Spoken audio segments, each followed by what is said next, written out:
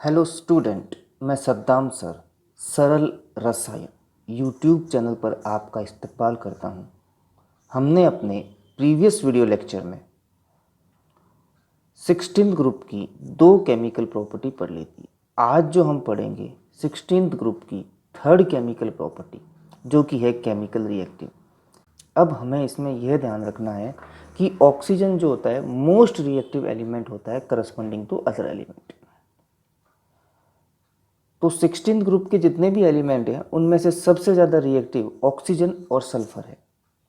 अब यहाँ पे एक बात और ध्यान रखनी है कि ऑक्सीजन मोस्ट रिएक्टिव है, लेकिन इसके साथ साथ इसकी जो बॉन्ड डिसोसिएशन एनर्जी होती है वो भी बहुत ज़्यादा हाई होती है, और इस कारण से ये जितनी भी रिएक्शन होगी वो सारी की सारी एक्सोथर्मिक नेचर की रिएक्शन होगी।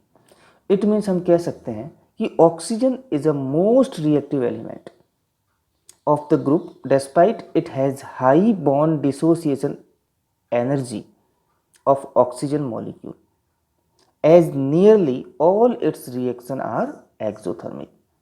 बॉन्ड डिसोसिएशन एनर्जी हाई होने के कारण इसकी जितनी भी रिएक्शन होती है वो एक्सोथर्मिक होती है।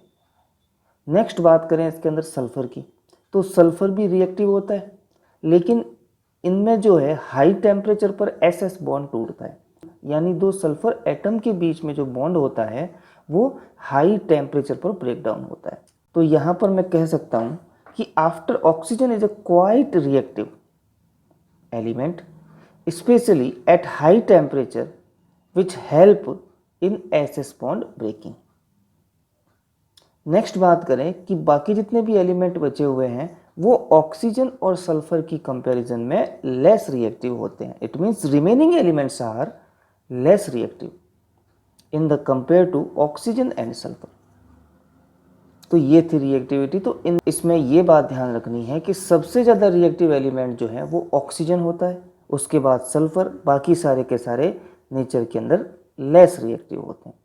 थर्ड पॉइंट जो है रिएक्टिविटी टूवर्ड हाइड्रोजन, यानी कि इन एलिमेंट्स की हाइड्रोजन से रिएक्शन करवा दी जाए तो कौन सा कंपाउंड बनेगा। तो जब भी इन एलिमेंट्स की हाइड्रोजन से रिएक्शन करवाई जाती है तो कॉरस्पॉन्डिंग हाइड्राइड का फॉर्मेशन होता है।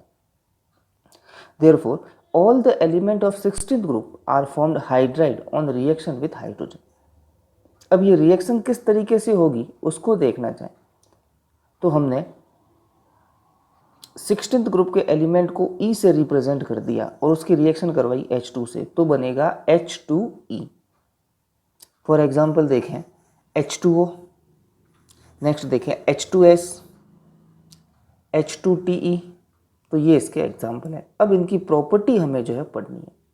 फर्स्ट प्रॉपर्टी जो है इन हाइड्राइड की वो है फिजिकल प्रॉपर्टी। वाटर जो होता है कलरलेस होता है, बाकी जितने भी हाइड्राइड हैं वो सारी के सारे गैसेज हैं, यानी कि H2S, H2TE, H2PO ये सारे के सारे गैसियस स्टेट में होते हैं। साथ ही साथ ये बात भी ध्यान रखनी है कि वाटर ऑर्डरलेस होता है, लेकिन ये जितनी भी गैसेज हैं वो पॉइजनस होती है और इनकी बहुत ही बैड ऑर्डर होती है। तो इट मीन्स मैं यहाँ पर कह सकता हूँ water is a colourless odourless liquid whereas the other hydride are colourless poisonous gas with bad smell. Next बात करें इसके अंदर कि वाटर जो होता है लो वॉलेटाइल होता है इन कंपेयर टू H2S, यानी वेपर में बहुत कम चेंज होता है H2S के कंपेयर में। इसका रीज़न क्या है? क्योंकि इसमें क्या प्रेजेंट होता है, H बॉन्डिंग प्रेजेंट होती है। तो वाटर मॉलिक्यूल में H बॉन्डिंग प्रेजेंट होने के कारण ये H2S से लो वॉलेटाइल होता है।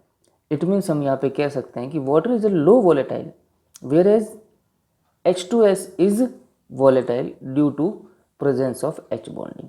अब वॉलेटिलिटी का ऑर्डर देखें तो इसके अंदर सबसे ज़्यादा जो है H2S वॉलेटाइल होता है, फिर H2SE और फिर H2TE। वाटर जो है H2S से भी कम होता है। नेक्स्ट बात करें इसके अंदर, नेक्स्ट है कोवेलेंट कैरेक्टर।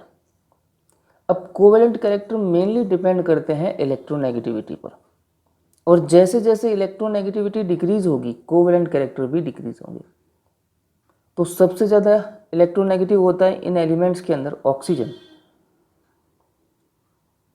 तो सबसे ज़्यादा कोवलेंट कैरेक्टर भी किसका होगा? ऑक्सीजन का होगा। इट मीन्स हम यहाँ पे कह सकते हैं कि H2O is highly covalent than H2S, H2S is highly covalent than H2SE और सिमिलरली नेक्स्ट इज H2TE। और इसका रीज़न जो बताना चाहूँ मैंने यहाँ पर ये बताया है on decreasing electronegativity. Next point जो है वो है थर्मल स्टेबिलिटी। अब थर्मल स्टेबिलिटी भी किस पर डिपेंड करती है? बॉन्ड लेंथ पर या साइज ऑफ एटम पर। जिसकी साइज छोटी होगी उनमें फोर्स ऑफ अट्रैक्शन ज़्यादा होगा और फोर्स ऑफ अट्रैक्शन ज़्यादा होने के कारण उनको ब्रेक डाउन करना इजीली नहीं होगा। सबसे छोटी साइज किसकी है? H2O की। तो H2O की थर्मल स्टेबिलिटी सबसे ज़्यादा होगी। तो साइज छोटी होने से बॉन्ड लेंथ जो होती है वो कम होगी और बॉन्ड लेंथ कम होने के कारण बॉन्ड इजीली ब्रेक डाउन नहीं होगा। तो यहाँ पर मैं इसका ऑर्डर बताना चाहूँ तो इस तरीके से होगा H2O is highly thermally stable than H2S than H2SE than H2TE। Reason यहाँ पर कहें बॉन्ड लेंथ इंक्रीज होगी और बॉन्ड लेंथ इंक्रीज होने से बॉन्ड स्ट्रेंथ जो है डिक्रीज होगी और बॉन्ड स्ट्रेंथ डिक्रीज होगी इसका मतलब थर्मल स्टेबिलिटी जो है डिक्रीज होगी। तो ऑक्सीजन से टेलुरियम तक जाने पर थर्मल स्टेबिलिटी डिक्रीज होती है। नेक्स्ट बात करें इसके अंदर तो नेक्स्ट पॉइंट जो हमारा है वो है एसिडिक नेचर। अब एसिडिक नेचर के अंदर आपको क्या ध्यान रखना है कि जितने भी हाइड्राइड है सब में हाइड्रोजन प्रेजेंट है और हाइड्रोजन प्रेजेंट है इसका मतलब ये H+ आयन देंगे और H+ आयन देंगे इसका मतलब ये एसिड होंगे। लेकिन ये जो होते हैं वीक एसिड होते हैं। It means all the hydride are weak acid and dissociate into varying degree to give H+ ion. अब इनमें एसिडिक स्ट्रेंथ सबसे ज़्यादा किसकी होगी? तो सबसे ज़्यादा एसिडिक स्ट्रेंथ जो होती है वो टेलुरियम की होती है। क्यों? क्योंकि साइज बड़ी है। साइज बड़ी होने से बॉन्ड लेंथ बड़ी होगी और लेंथ बड़ी होगी इसका मतलब स्ट्रेंथ कम होगी और स्ट्रेंथ कम होगी इसका मतलब इजीली H+ आयन दे देगा। तो यहाँ पर हम कहें कि H2O, H2S, H2SE और H2TE में से सबसे ज़्यादा जो है एसिडिक नेचर जो होगा वो H2TE का होगा। तो रीज़न इसका जो है वो इस तरीके से है कि बॉन्ड लेंथ इंक्रीज हो रही है तो बॉन्ड स्ट्रेंथ डिक्रीज हो रही है और स्ट्रेंथ जितनी कम होगी इतना इजी क्या होगा वो H+ आयन देगा। नेक्स्ट है रिड्यूसिंग नेचर। अब रिड्यूसिंग नेचर के अंदर देखें तो इसमें भी वही चीज़ चलेगी, साइज बड़ी होगी तो इजीली इलेक्ट्रॉन डोनेट करेगा और साइज छोटी होगी तो इलेक्ट्रॉन डोनेट नहीं कर पाएगा। तो साइज जिसकी बड़ी है वो आसानी से इलेक्ट्रॉन डोनेट करेगा और जो आसानी से इलेक्ट्रॉन डोनेट करेगा उसका रिड्यूसिंग नेचर ज़्यादा होगा। तो यहाँ पर भी वही बात आएगी, H2TE का रिड्यूसिंग नेचर ज़्यादा होगा। रीज़न मैंने यहाँ पर वही लिखा है, बॉन्ड लेंथ इंक्रीज होगी और बॉन्ड स्ट्रेंथ डिक्रीज होगी। धन्यवाद।